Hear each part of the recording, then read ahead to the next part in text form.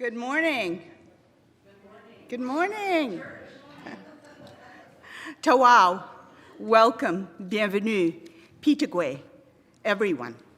To day 2 of Connecting Connections, Disability, Justice, Living Well. My name is Nobuko Iwai, and I'm the minister at Grosvenor Park United Church.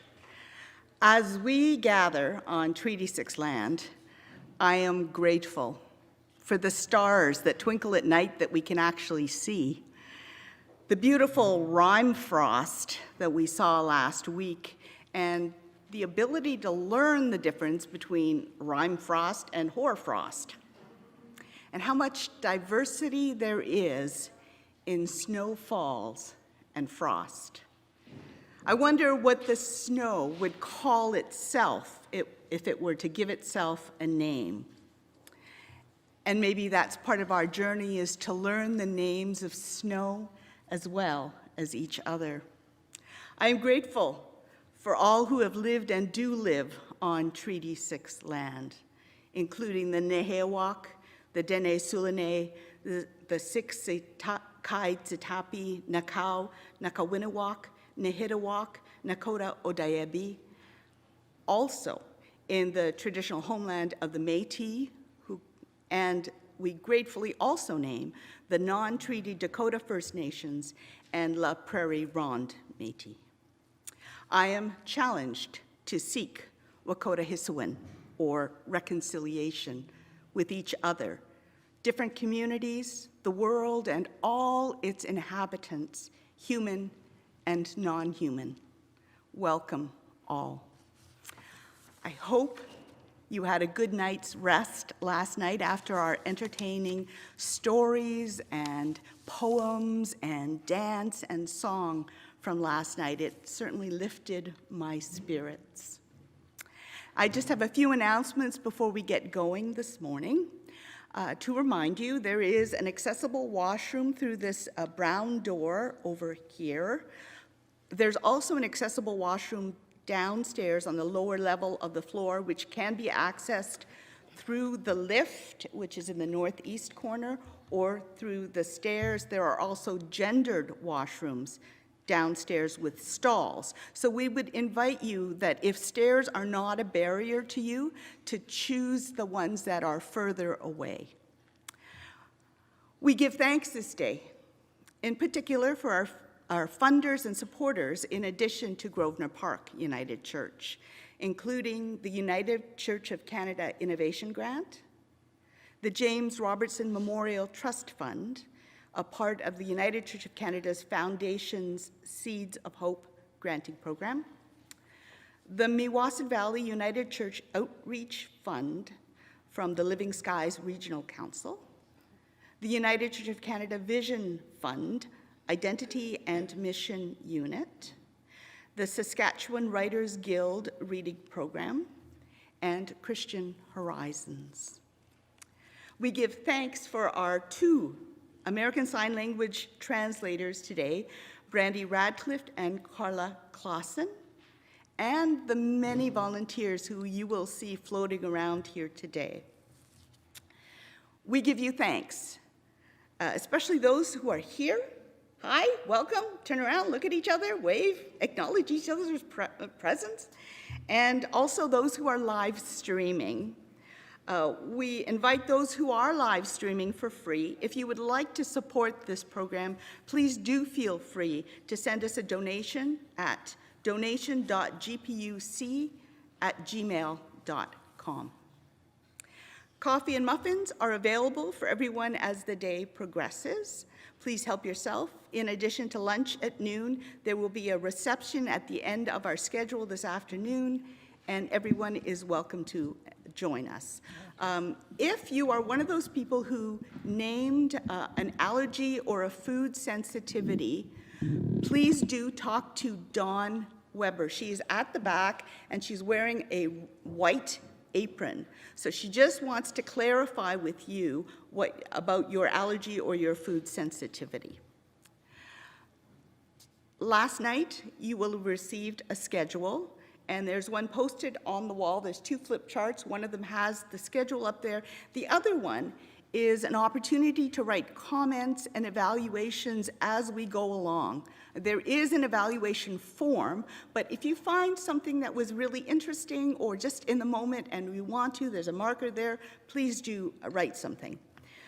You will have a index card with a sticky note, which will be used later today as part of our intentions program.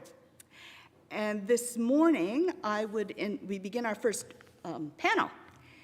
And so we have with us Sarah Knudson and, oh my goodness, I can remember the Bird-Naytowhow, Kelley Bird-Naytowhow.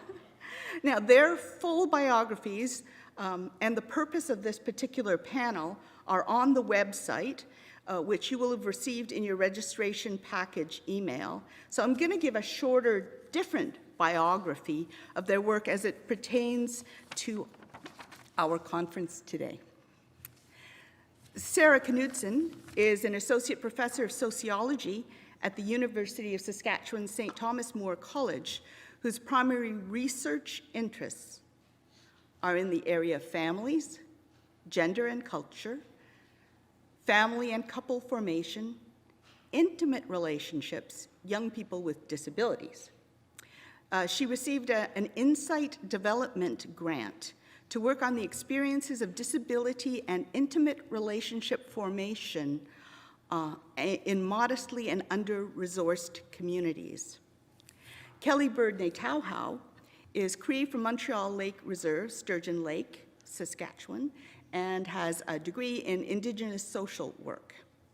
His objectives are to lead in a way that constantly expresses and learns any community's methodologies within his works or his medicines. He sees himself as not becoming only of the red road path, but also to travel and respect the other three roads, so he doesn't run the risk of becoming rigid-minded. Kelley is a leader of a group of youth research assistants who go by the name Story Catchers or Many Thunderbirds Feasting.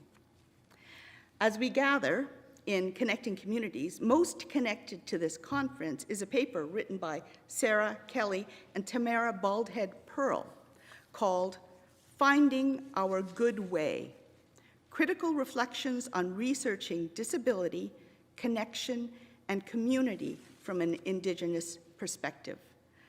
This paper is a culmination of this aforementioned 3-year research collaboration about close relationships, disability, and social connection. So I'm just going to offer some tobacco to Kelley, and then we will begin.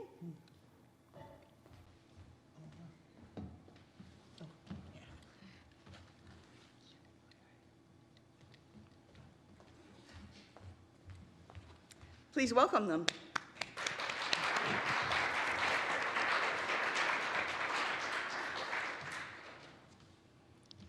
Thank you so much, everybody. Thank you, Nobuko.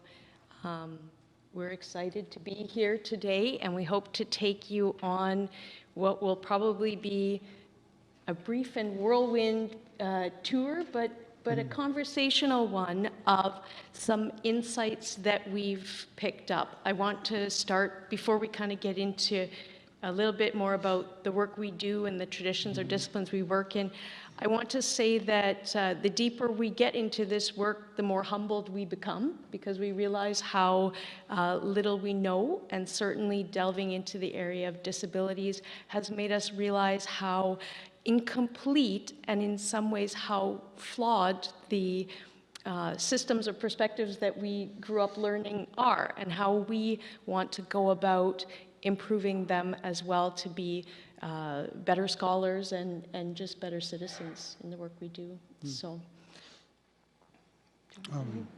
Good morning, Tansei, Kiskatil Pasquamas tu Snapio, Nisigason.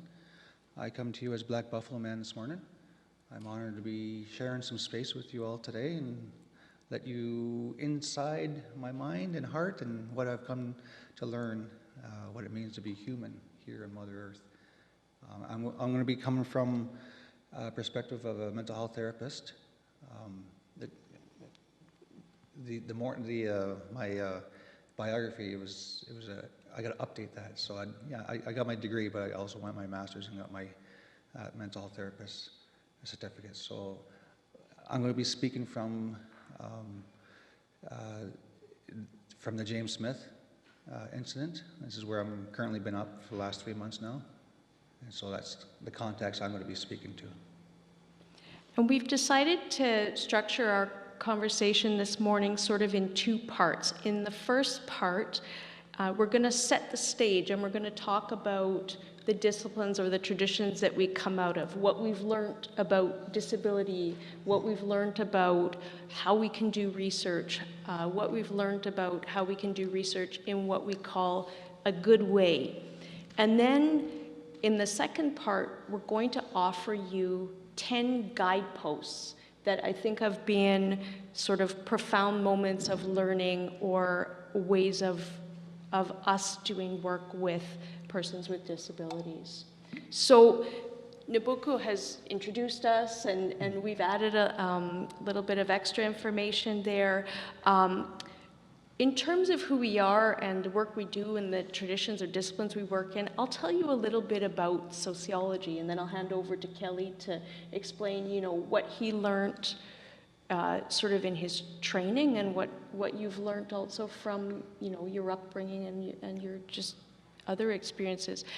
Sociology is a really interesting starting point for studying and also working with people with disabilities, because on one hand I think sociology has been really orthodox, but it's also been really unorthodox.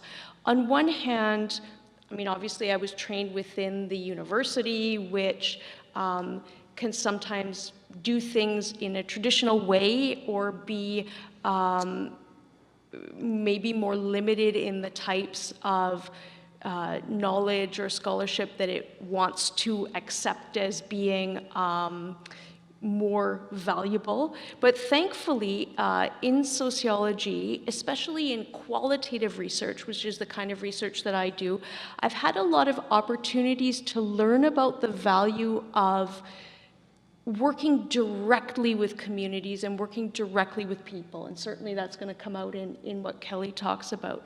But what I can tell you is that really in the past, I would say 20 years to 40 years, there's been much more of a shift in sociology to working with communities and working with persons with disabilities. Before, if you were to kind of go back in the literature, or if I were, trying to do kind of the general themes of research I was doing, but I was doing it 60 or 70 years ago, it would be more me observing, taking notes, looking at information, looking at big picture stuff, and then reporting what I see, instead of working with, having discussions with, having talking circles with, and really working to sort of make those stories come alive. And then the other key piece being then, hopefully, in some way, an advocate for people with disabilities and their experiences.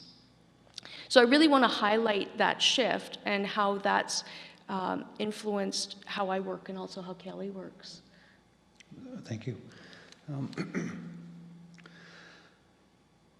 From what little I've come to learn here in Mother Earth, there's a major aspect of one's healing component, and that is the sacred story. And so we've come to learn what is the sacred story that the old people speak to. And it's only through ceremony that we begin learning that there's an energy. There's in Cree, it's Isowin.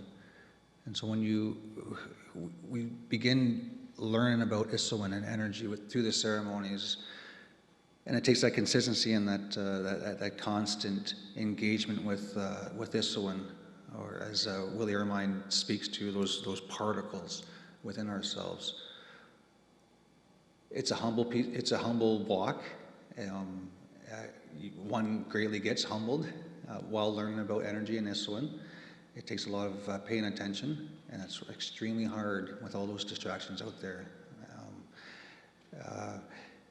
when I'm working with the young people, I ask them how easy it is to be human, and if it's hard, you put your hands up. And so when I share with them, I put my both hands up while being human. There's so many distractions out there, and there's so many ways to fault, but we have to find out, is that supposed to happen? Is that the way life is supposed to unfold? And we have to engage and entertain ourselves.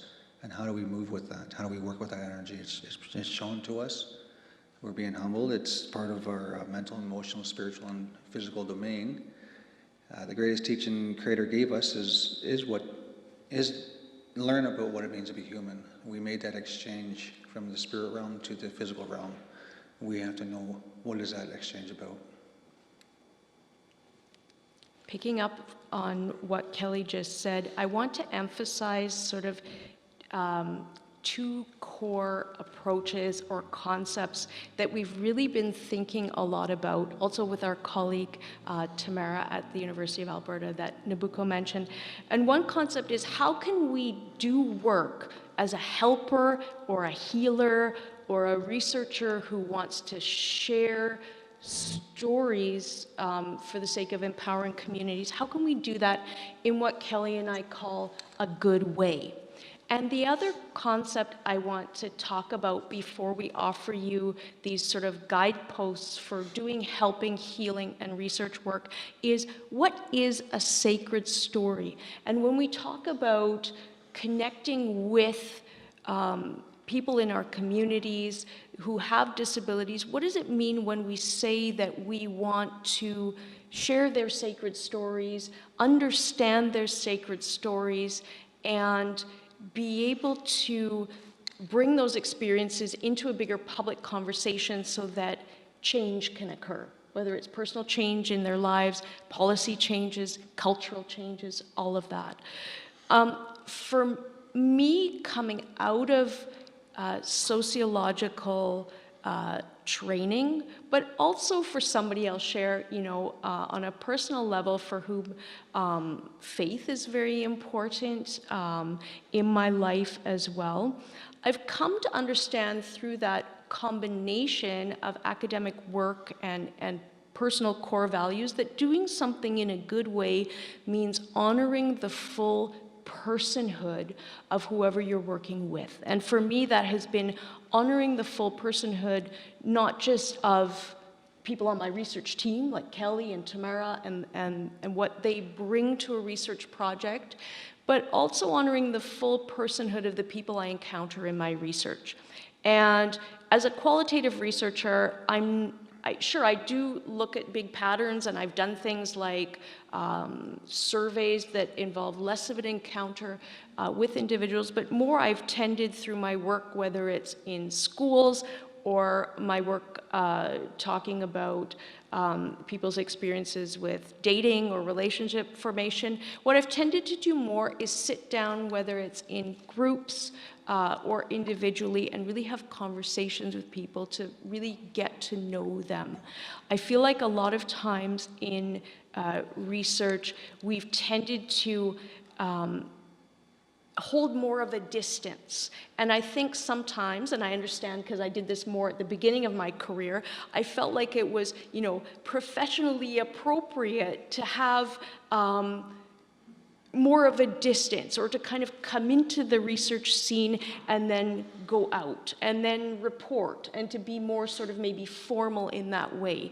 But when I sort of understood more about disabilities research, and certainly in the past 8 years working with Kelley, what I've understood is it's actually most ethical, most human, and probably the most productive for moving our knowledge forward about disabilities and life transitions and my area of research, if I actually spend a more extended period of time getting to know populations that I'm doing research with on a more personal level.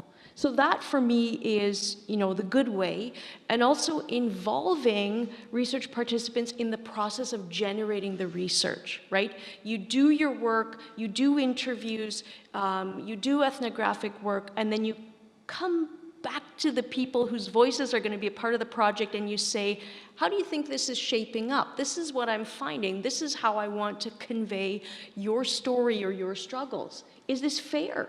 Am I characterizing this fairly, right? Because if I'm going to be, as somebody like Kelley or Tamara, you know, presenting or writing a paper, am I sharing your voice properly? And I think that maybe has been a missing piece in prior generations of research in sociology. So that for me is part of that good way. And also sacred stories. What does that mean in the context of sociology? Well, sociology is the study of people and our lives, everything from the mundane, everyday, to bigger, broader social trends. So even though a lot of what we see in the big picture of sociology might look like, yeah, just those big, broad trends, it's made up of a bunch of personal, unique life stories. And I think as researchers, as helpers, as healers, Kelley and I have come to understand that even though we might, as in doing our research, come away with, you know, broad impressions like school's a hard place to be when you're on the autism spectrum, or it's hard if you're 85 years old and you have physical disabilities to initiate a romantic relationship. You know, just two examples have come out of my research. What we need to understand is, you know, when people share their experiences in research and when I'm reporting on their challenges or their hopes, that all of this is really a gift to us as researchers, as helpers and healers. We've been entrusted with this information, and now we need to work carefully with it, share it carefully. Yeah, Kelley, over to you. Well said. First off, I want to thank you for tobacco. The old people have taught me that, or have given those instructions, that nothing happens without tobacco. My late dad, he's been passed for over 4 years now, and he lived up in Sandy Bay, Raymond Ballantyne. He was a medicine man up in Sandy Bay. And he always shared, my boy, nothing happens without tobacco. And that tobacco always gave us an instruction about our commitment, our responsibility, our accountability to the sacred. So when Sarah was talking about the sacred story, to the sacred. And so that's, the tobacco is instruction for us to ask permission. It's like a rites of passage. You're asking permission to learn about another sentient being, another human being. And within our people, tobacco is like, it's gold. It's gold bars, if you will. You're asking that permission to keep an open mind and an open heart to all things, to the two-legged, the four-legged, the ones that swim, the ones that crawl, to the ones that fly, to the seen and unseen. We're accountable to that. We're responsible for that. As even human beings, we're not helpless to that. Learn about the sacred story, like I shared, is about going to ceremony, and it's about that hands-on. I myself, I am also a researcher, so when I'm doing that qualitative research, we use the term hit the green. Hit the green, meaning get on the ground, walk with the people, for the people, and by the people. And so using, there's always a framework out there to learn from. There's always processes. Where we find our processes, again, it goes back to that ceremony. And to think that we can do something on our own accord as human beings, we're going to miss the mark. So this is where faith, this is where ceremony comes in, and our spirituality comes in. We seek that information from the higher above to learn how do we ask that information, how do we walk forward, how do we learn about disabilities, how do we learn about sickness or disease. We take that to ceremony and we ask those questions. Again, because we're flawed. We can't assume that as human we know something, This is where we go to the ceremony and find that out. So within research, when I'm working with the young people, for example, I'm responsible for their spirits. How can I provide a good environment, a safe place for them to express themselves? Because I can't take their lives for granted. I gotta dig deep. I gotta make sure that they're in a place where they do want to share, that their spirits are free to be heard. And so with the tobacco, that's first and foremost for myself. When it comes to research, and when it comes to my current state or position right now, trauma is so important to learn from. Trauma is so important to. I see trauma as a spiritual being, and so when I hear about trauma, I reflect back to my own past. How long have I walked with trauma? How long have I had my discussion with trauma? It's not something that I can't be a part of. It's not something that I can be, like Sarah shared, be objective to it. I'm very subjective to trauma. I need to learn about trauma. What is trauma teaching me, and how can I walk with trauma in a good way so it's not trauma walking me? And so being up in James Smith has been horrendous. First off, a lot of energy going up there, and it's still going up there. I'm heading back up here after this conference here. I got some follow-ups to do, but it's very, it's a lot of energy to work with, and so every helper has a helper, and so I understand when I'm up there and when I come back to Saskatoon here, I'm carrying something. That energy I need to know. I got to release that. If I don't do that, then I'm going to burn out. And within our field, burnout is high. That the percentages are extremely high in burnout.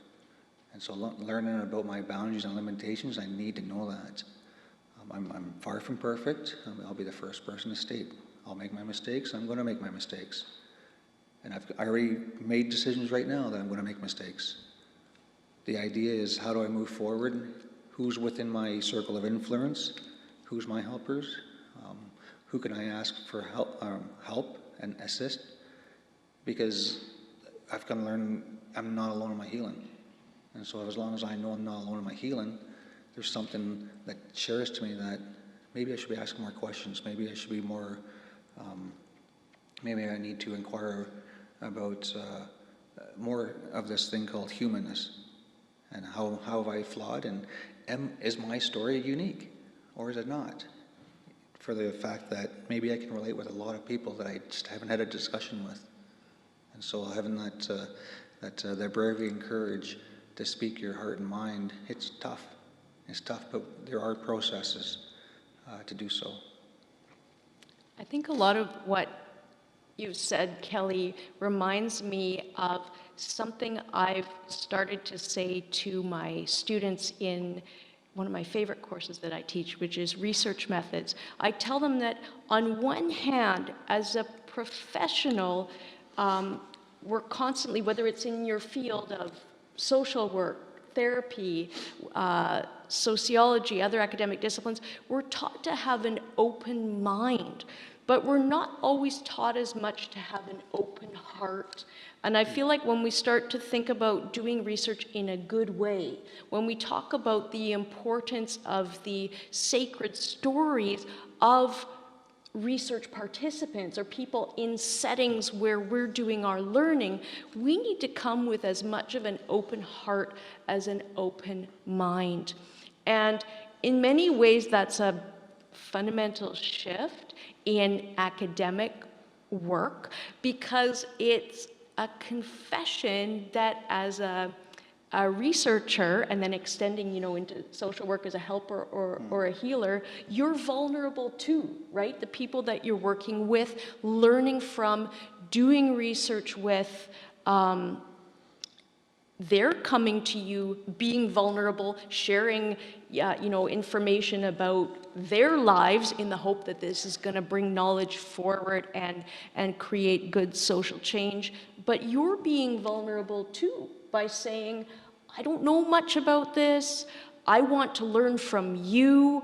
I'm not going to stand in this research process being the person that knows everything, that wants to report everything, that wants to go away being, an expert. It's kind of, and I think, I don't want to speak for you, Kelley, but it feels like for us, it's been almost a turning of the tables where we say to ourselves, we're not experts by any means. We feel like we're the ones maybe learning even more so in certain situations than the populations that we're working with and doing research with.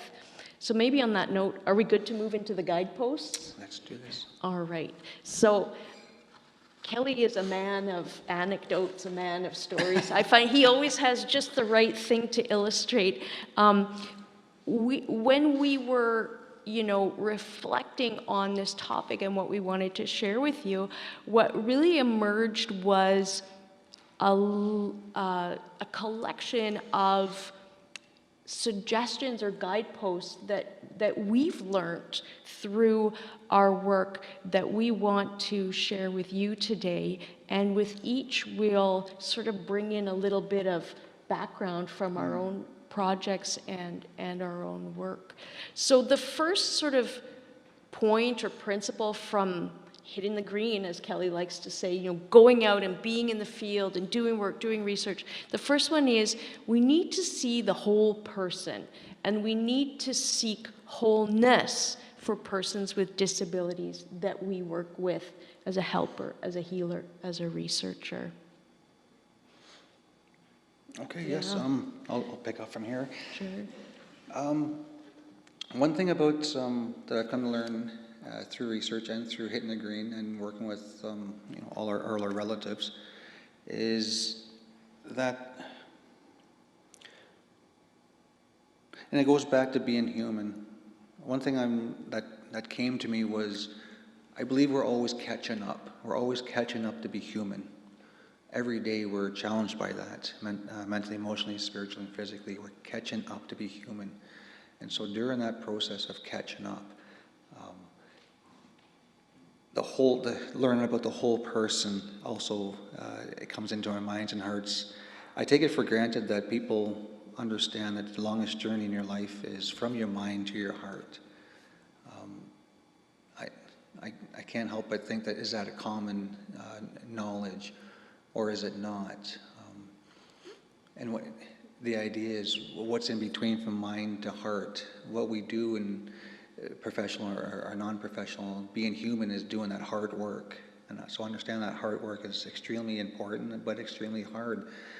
Nothing in life is for free. There's always going to be an exchange in life, whether that's positive and or negative. The idea is that journey from the mind to heart. It can be a long journey, and the old people, they teach us that healing's a lifelong journey. And so if indeed that's going to happen, Mom shared to me, she goes, "My boy, you're never going to get to know yourself." And I'm like, "Oh, Mom, geez, wow, okay." And then she came back later, and she revisited that comment, and she shared, because healing's a lifelong journey. You're always going to have homework to learn about yourself. You're always going to learn who you are. And hopefully, what she was teaching me, it was about ego, what not to walk with ego. I cannot turn on and assume that I know who I am. I can't walk with that ego, because if I'm walking that ego and being boastful or prideful, I'm going to miss a lot of teachings. I'm going to miss a lot of spiritual beings. I'm going to miss a lot of sacred stories. And so Mom was actually teaching me to how do I walk here with that humility here on Mother Earth. So understanding that whole person, I've come to learn that there's different parts of a person. And so there's that part could be that angry part, that could be that child part inside of us. Hopefully we're all trying to bring out that child in us hopefully I'm doing that at the age of 80. I'm still being that child safely. But bringing that child into you, there's a different part. Loneliness is one part within us that we have to understand. We're going to need to be walking with loneliness. Whereas if there's an exchange in life, there's positive to loneliness and there's always negative to loneliness. And are we by ourselves with loneliness, or can we feast? What I've come to learn with the different parts of us and learn about the whole person, from a ceremonial component, we can feast loneliness. It's not something that we're apart from. Rather, there's a relationship. Like I shared, there's nothing's for free. There's always going to be an exchange. So when it comes to loneliness, that's something we can feast. We've come to learn we can make a little feast plate and pass our tobacco to loneliness and have that discussion. Being human, we're not able to not walk with loneliness, for example.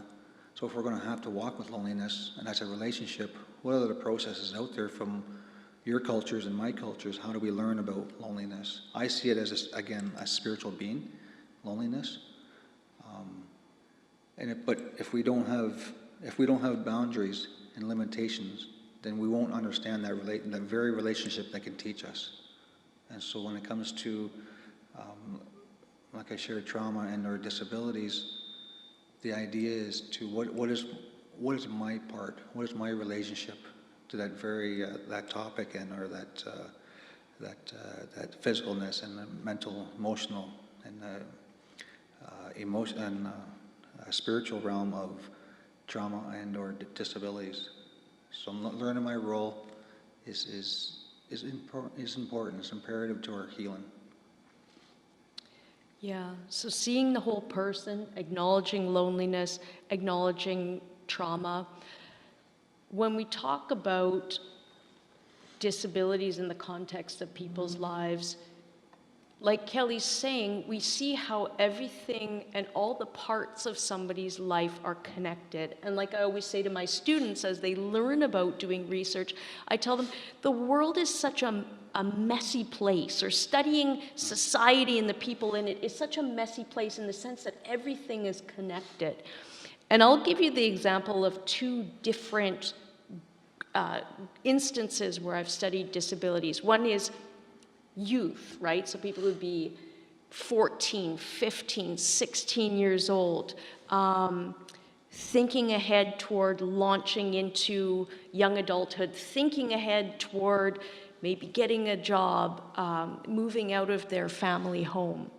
And the other example might be older populations and relationships and intimacy and disability. So somebody who's 75, somebody who's 85. I've worked with people who are as old as 95. So, you know, in both of those cases, when I come to them to have, you know, a conversation or an interview or to spend time sitting in their natural environment and learning about their everyday lives and their experiences of disability, I always have to remind myself I need to be observing and asking questions so that I come to understand them as whole people. I might, you know, on paper for a certain project say, well, I'm particularly interested in what your plans are after you graduate, or I'm particularly interested in knowing about how you met your new partner and how that relationship got rolling and what your hopes and dreams are for this relationship. But I need to ask those questions with an openness to the fact that probably these people will tell me stories about their lives and give me information that will take me down many, many, many different roads that will open into, you know, talking, like Kelley was saying, experiences of trauma, experiences of loneliness. And so as a researcher or as a helper or a healer, we can't come into a situation with an expectation that it's going to be non-messy. You can't say, like, I want to go in, or as Kelley likes to say, hit and run, right? You can't say, like, hi, I want to talk to you about what do you want to do after you graduate? You know, how's having a disability changed how you work with that, or how you work with your teachers or your educational assistants or family members or community organizations to plan for that? Or how does being, you know, 75 years old with a physical disability and dating again? How does that make you understand yourself and what you want and what you value in a relationship and how you think your family sees you? I can't just ask this one question, get an answer to the one question and leave. It's such a bigger experience. And that leads, us talking about our need to see the whole person and do that research in a good way, leads into some other guideposts that we have come to learn and work with. And that's the issue that as a helper or a healer or a researcher in the area of disabilities, we can't accomplish anything without trust. We can't accomplish anything without humility. And as Kelley was saying, we also can't accomplish anything without boundaries as well. But that's a hard dance. So put you in the hot seat. Over to you, Kelley. Okay. Trust is a big thing, even when it comes to, and I'll come from the realm of trauma. What James Smith has taught me, and will continue always teaching me, is how do you begin approaching that trust in the midst of crisis. And so, like I shared, we're not without process, we're not without ceremony. And so, for me to approach one of the victims' families, for example, what we've come to learn, my spouse and I, the approach.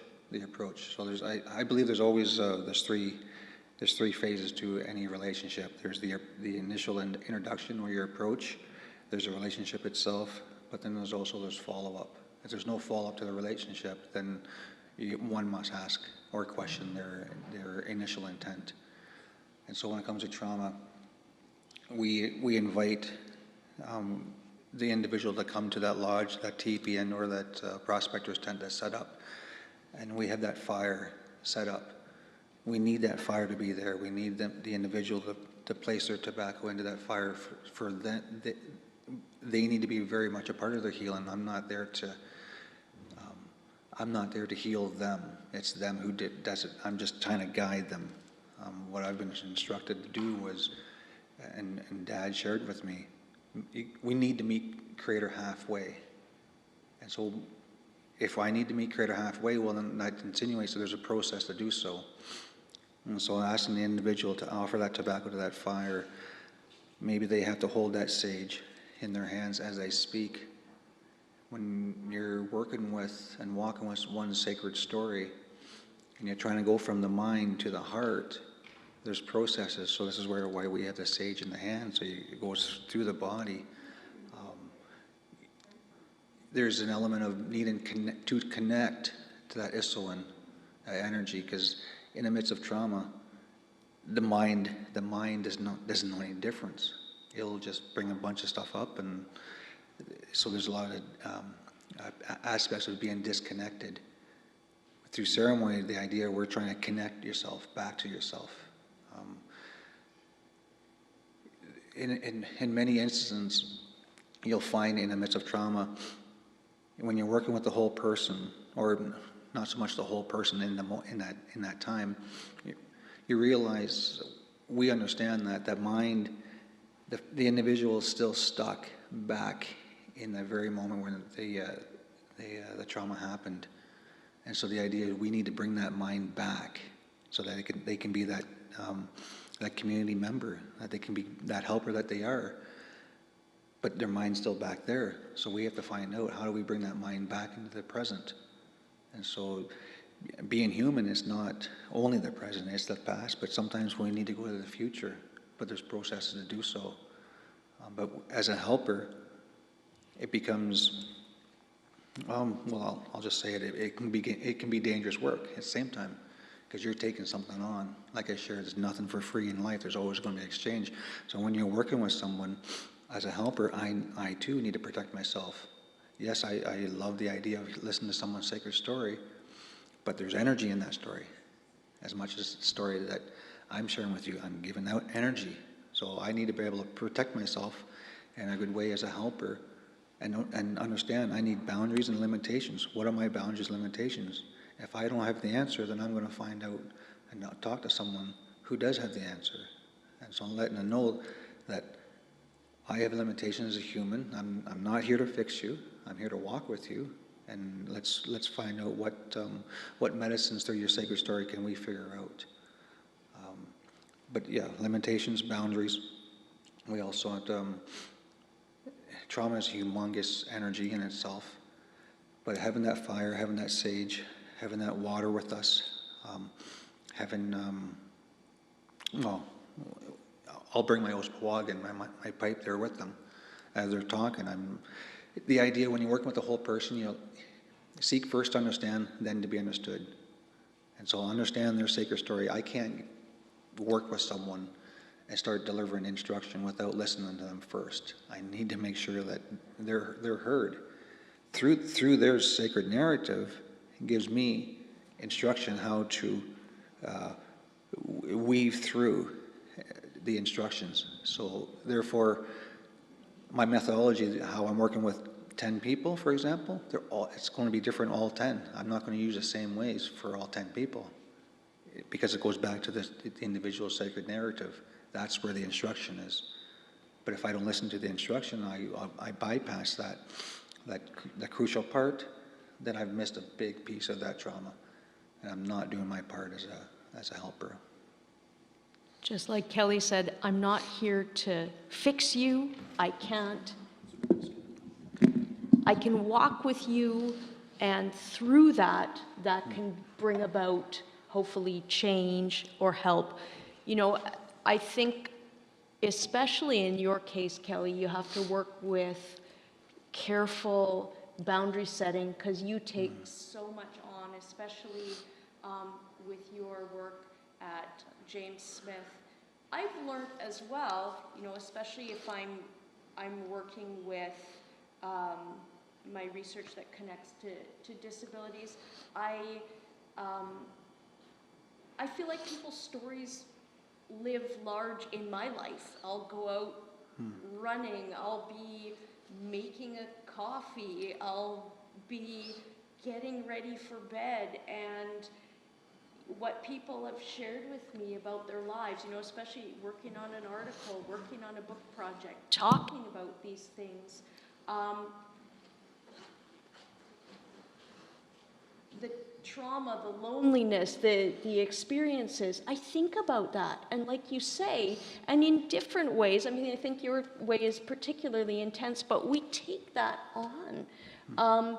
And so I think we need to be cautious too about, and this is going to lead into some of the last guideposts we're going to share, is that researching, helping, healing in the area of disabilities, whether it's visible, invisible, mental, spiritual, physical, any of that, we need to take on boundaries as well so that we can do our work well and also be, I think, reasonable in our expectations, right, Kelley? Like sometimes when we do research or we, you know, do talking circles or healing circles with a group of people, we can't expect that to solve something. We can't expect it to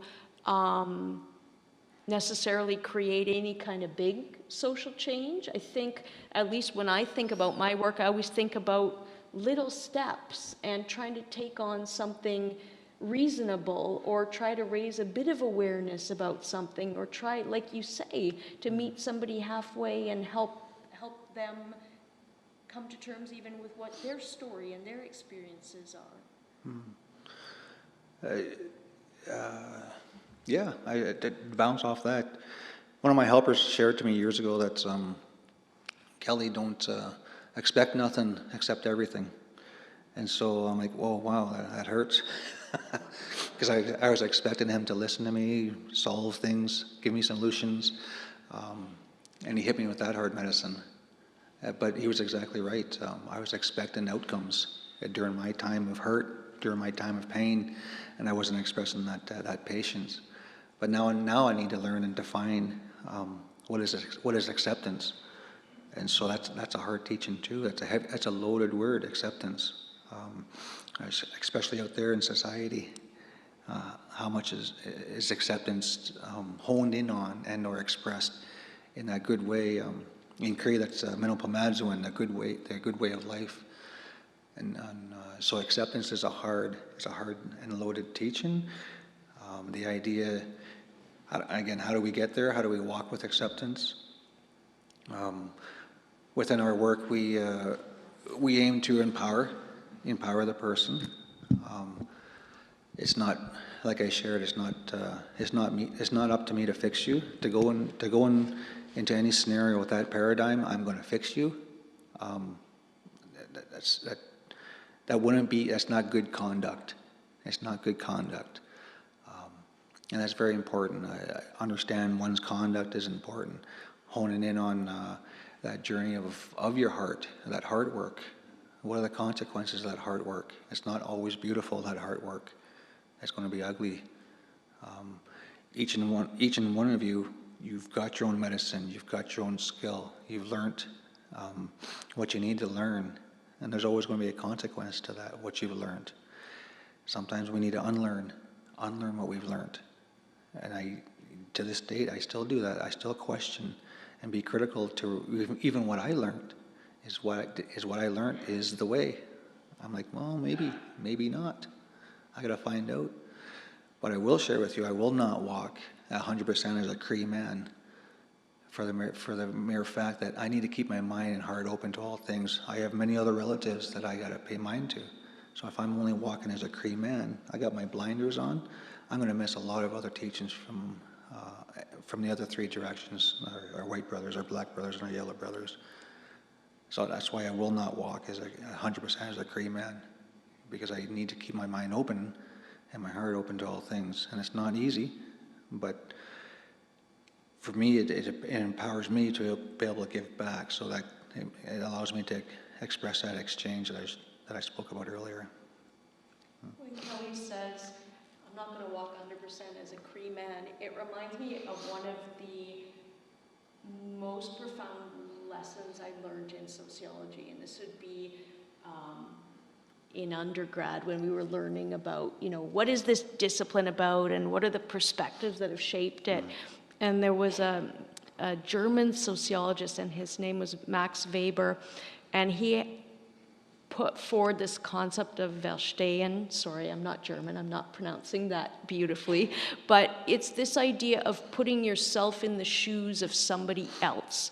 And I understand that, across the board, in helping work, healing work, research work, that's not always the aim, right? If somebody is collecting broad-scale statistics about a population or about disabilities, you're not necessarily doing the putting yourself in the shoes of somebody else.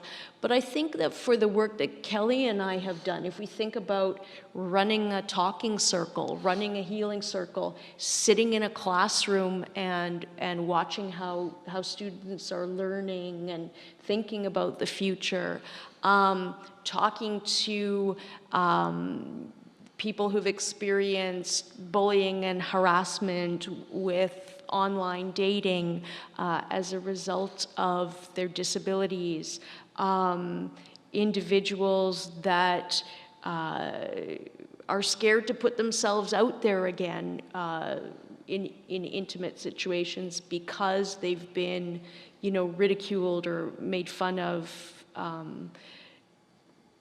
I always, as a researcher, try to, bring this walking in the shoes and think, before I'm writing about or talking about this research, how can I understand this from their perspective, right? Just I think, like Kelley, the years and years of work that you've done with talking circles and healing circles, you bring people together to talk about, whether it's the events that have happened in James Smith or other work that you've done with youth. It's always like, okay, let's talk about what's on your mind, but you come at it kind of facilitating or making sense of it, not from, like you say, the 100% Cree man or the 100% white sociology woman, looking in on the situation and saying, like, how are you feeling this? How are you navigating it? And that's when I think we see those hundreds and hundreds of sacred stories that people have shared with us that make up what we've learned in the work that we've done. Kind of as a last part of our guideposts, we talked about how the ultimate aim of the work that we do is empowerment. I think there are different pieces to the puzzle in the work that people do in our fields, but we strongly feel that for the work we've done, especially as it concerns any form, any experience of disability, has really been empowerment of the people that we've met and that we've worked with. And as Kelley has shared with me, and I've tried over this now almost 8 years that I've known you and had the privilege of working with you in different capacities, you know, Kelley says about the people that you've worked with, where are you in this story? You know, like on one hand, you may feel bogged down with trauma. You may feel bogged down with loneliness. You may not even see yourself as a whole person right now because of experiences of disability. And I can definitely say, you know, from 15 to 95, I've met a lot of people who, you know, if they're at their most vulnerable in kind of a conversation with research, they'll say, I feel lost, or I feel like I don't measure up. I feel like there's this ideal and I'm here, and what's, you know, like what's the path? Who am I? But, you know, Kelley, I found some of your perspectives so centering. You've said, you know, as researchers, we need to wait for somebody to we need to be patient and wait for them to share their story with us, for it to emerge. And we need to ask, where are you in this story? Because like Kelley has so wisely shared with me, I can't help you until I know what your story is. Or even on a more basic level, I can't share your story and I can't share your experiences unless you know, truly, authentically, vulnerably share that with me. And like you say as well, Kelley, we have to meet Creator halfway. We as researchers, helpers, or healers do work, but people we work with do the work too, so maybe we should talk about that a bit. Yeah, meeting Creator halfway insinuates there's a process. Part of that process is allowing someone, not allowing, but providing an ethical space for someone to be able to speak their truth. At the end of the day, we all want to be understood. We all want to be heard. And sometimes there's the environment or the workspace or the office space doesn't allow that space so that we can be heard. And our truth of that, our positionality in life is not able to present itself. And so speaking one's truth is so important. As we grow up, as we get older in life, we put all these filters up in our lives, and so many filters to a point where our inner child does not get heard because we get older, and we make a decision that we can't be a kid at home, or we can't be that child in the office because it's unacceptable according to society. And so those filters go up. Those parts of you get exiled. And so and if that happens, and then when trauma happens, you're definitely not feeling as a whole person, because you've exiled a lot of pieces of parts in your life that, or maybe it's not you exiled, maybe it's someone else who's exiled those truths of you, and it becomes very hard to begin healing when your different parts of you have been exiled. And trauma is one thing that ignites that, and it really motivates and pushes that forward. You know, finding your truth, speaking your truth, and sharing your truth, that's important. But what I've come to learn, In terms of finding a counselor, for example, you may have to go to 10 different counselors to be able to find a person who's able to guide you and find your truth and be able to speak your truth. And it's probably very rare that you find one person that's really can get you, if you will. Hopefully there's 10 people that can get you instead of putting all your eggs in one basket on one person.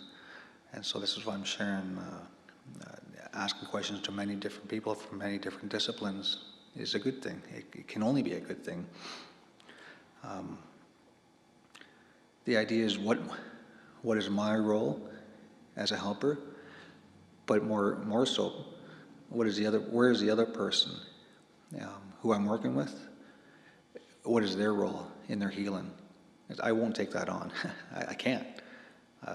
My mom and dad, they taught me, in the sweat lodge, they taught me, we were in a lodge and they were sprinkling this medicine on the grandfathers, and they shared, I asked what this is, and they shared to me, my boy, this is mind your own business medicine. I'm like, oh, okay.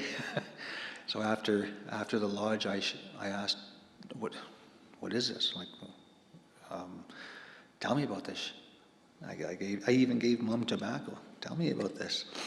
She goes, I can't tell you that, my boy. I got my own business to tend to. It's up to you to find your own business. What is your business? What is your role? And sometimes understand that my business is not my business. Or at the same time, I got to protect my business. What is my responsibility to my business? As Brene Brown shares, what did she say? If things aren't working out, then it's not your story. And so that's part of mine and my own business. If things aren't working out in my life, well, maybe I shouldn't be in that business. Maybe it's not part of my business. Maybe I need help to look at that instead of myself. And so limitations and boundaries. So mind your own business medicine goes a long way. It's a lifelong journey about doing that. But that's one aspect of finding truth. Yes. We both love Brene Brown, by the way. Yeah. We could probably just scroll the memes all day. In closing, because I know we've got probably 2 minutes left or so, I think the big takeaway from the work that Kelley and I have been doing, which is, by the way, really diverse and has brought us into contact with probably some of the most fascinating people I've ever met and ever will meet. I always think about what we're doing as using the local to inform something more global. We come away, and I mean, I can feel maybe discouraged or tired some days. I'm like, I talked to one person about their life and their struggles. I did 2 interviews today. What am I really contributing? What am I really contributing to a dialogue? How am I really understanding, the full extent of a challenge that we face as a society, like helping youth with disabilities launch into adulthood and have meaningful, rich lives? Or, Kelley, in your case, I know that you go home at night with a lot of heavy stories and experiences that have been shared with you. And sometimes you've spent the day with, just 2 or 3 people, because that's how the rhythm of the day has been, and that's what's been needed. And I always try to take heart and say, because I am a qualitative researcher, and I believe that quality is important, not just quantity. I try to remind myself, and I would encourage anybody who's doing work in research or any kind of helping and healing, that we can always use the local, and we can use a few experiences, if they're done in a good way, to inform something bigger and to push for changes or differences, or even just understanding of something that's bigger.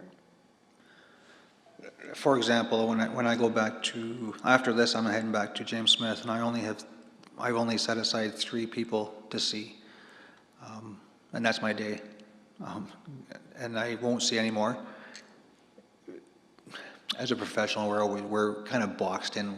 you're only supposed to spend so much time with someone on the clock. But I don't run that way. I don't work that way. When you're working with someone's sacred story, I will not put a timeline on that. I won't put a clock on that. So I understand there's still that heaviness that I got to attend to and hold space to. Mentally, emotionally, spiritually, and physically, the individuals I work with up there are also disabled in their own way. And if I don't understand that, if I don't ask questions, if I don't inquire about that, I'm going to miss the mark. And so therefore, if I leave that space for those three people, or the three families I'm working with, for example, today, then what is healing? Am I doing the right thing? And we are always going to be our worst critic. There's nobody in the face of the earth that's going to be harder on us than ourselves. And so I have to keep that in mind. Like, even I ask myself, am I doing enough? And I can't help but ask that. I know I have limitations. I know I'm to meet the individual halfway, and the rest is up to them. But when it comes to hard work, it's extremely, it's difficult, and we all have our stories about that hard work. We can probably spend 3 days right now if we all share our hard work together, and that would be a long time, but it would be a very sacred moment at the same time. I think at the end of the day, and again, I'm always cautious, I don't want to speak for Kelley, doing this kind of work has made me feel just so much more whole as a person.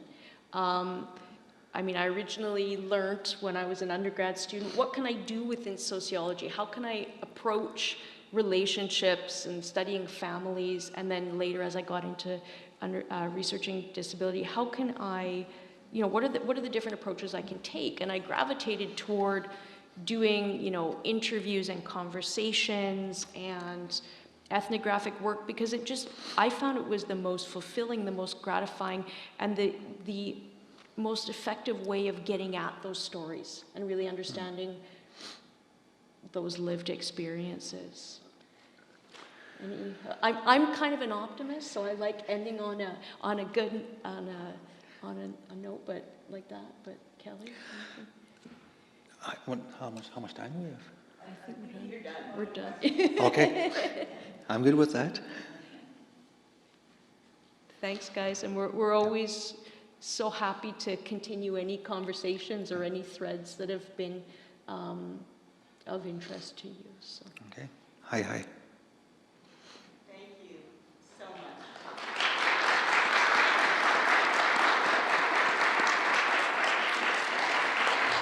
Now, there will be time for questions, but I do know that some of us need a little bit of time to formulate questions. So I do have some questions in case other people don't, but I want to give you that opportunity to think a little bit about what you've heard. And I'm going to share some of the words that I heard to maybe prime the pump a little bit. So, walking with and advocating for. Sacred story. Energy.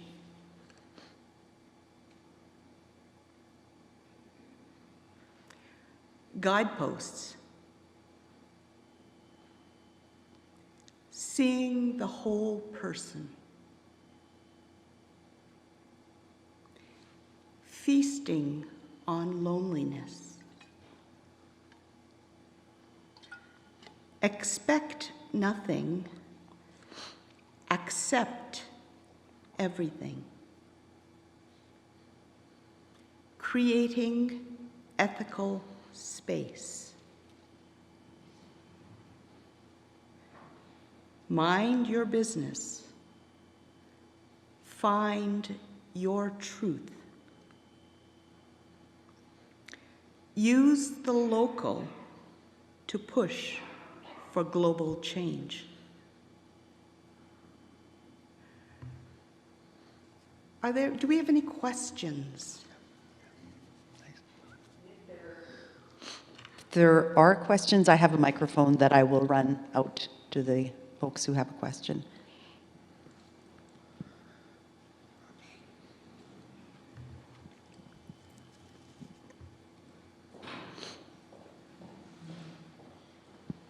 I'm not too shy. Good morning, and thank you, and miigwech, for your beautiful knowledge.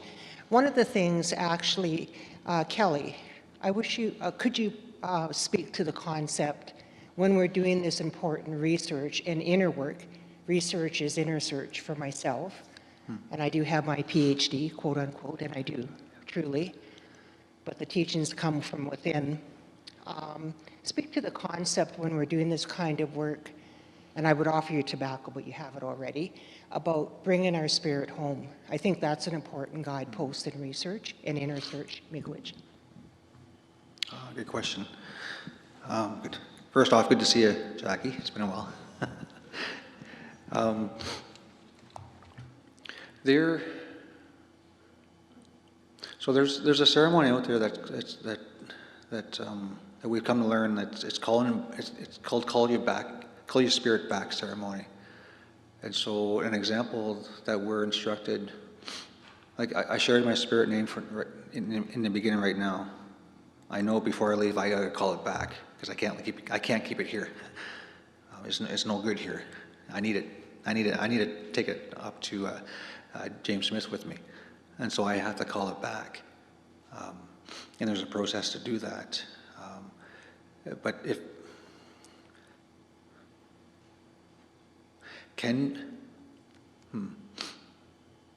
how do I answer that?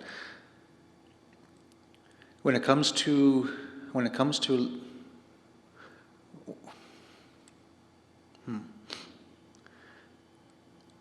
cultural confusion, let me go there, cultural confusion. And I ran into that when I went to university, for example. They're teaching me a lot of book smarts and whatnot, and I can get lost in that.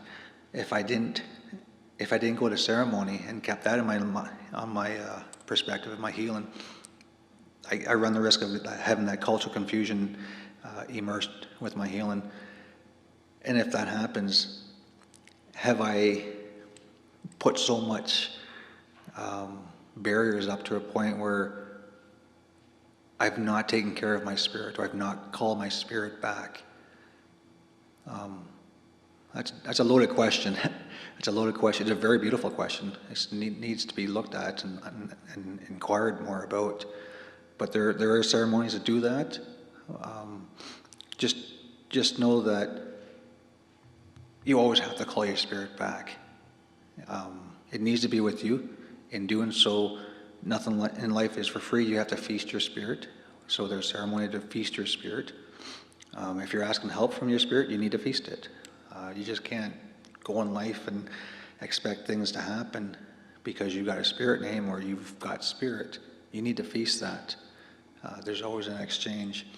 But if you're not making your feast, you're not calling your spirit back, or spirits, depending on what you're working with, what medicines you're working with.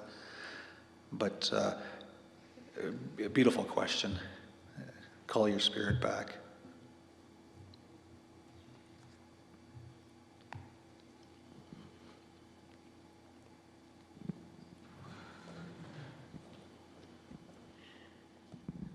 Miigwech to both of you for your amazing presentation. Took copious amounts of notes, found it very informative and helpful. For myself personally, I am in the realm of spiritual care. I'm a chaplain, also known as a spiritual care practitioner. So I'm wondering, based on a lot of what you said, is very similar to the type of work I do. And so I'm wondering, do either of you in your respective roles consider your work to be spiritual care? And if so, in what ways?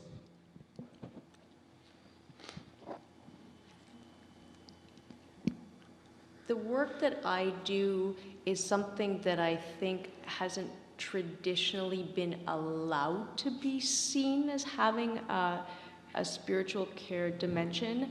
I'm thankful to work where I do at St. Thomas More College, where we work as academics with freedom of speech, but within a context where we're also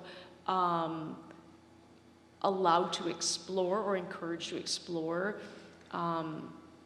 spiritual dimensions and questions in the work that we do or in the classroom or however it emerges. And I say this in the context of working with extremely diverse populations in my research and in the classroom, but I really think that there is a spiritual dimension. I mean, I certainly recognize that personally. I feel that it fills me up spiritually, the work that I do.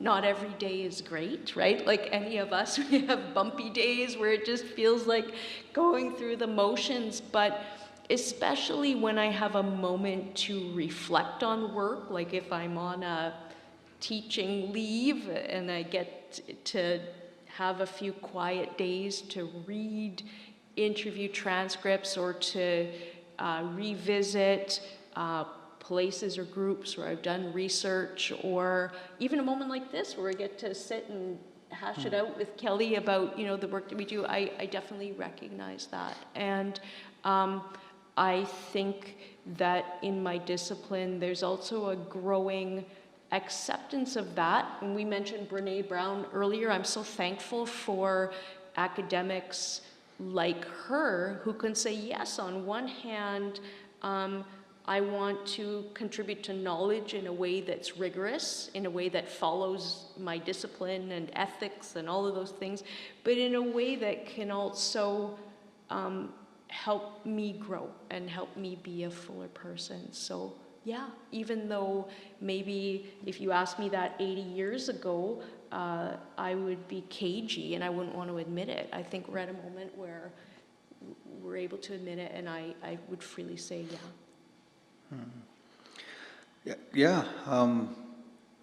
We have songs. We have songs. We have dances. We have different lodges to acknowledge that spirit realm. We come to learn. Even though we made that exchange from that spirit to that physical, that spiritual plane to the physical plane. One of the hardest teachings to be human is to learn about that spirituality again. How do we gain that? How do we uphold that? How do we approach that? How do we keep revisiting that? But yeah, I think every day we have a beautiful opportunity to revisit that spirit. How do we do it in our own individual lives? It's up to you. I don't believe there's a right or wrong to do it.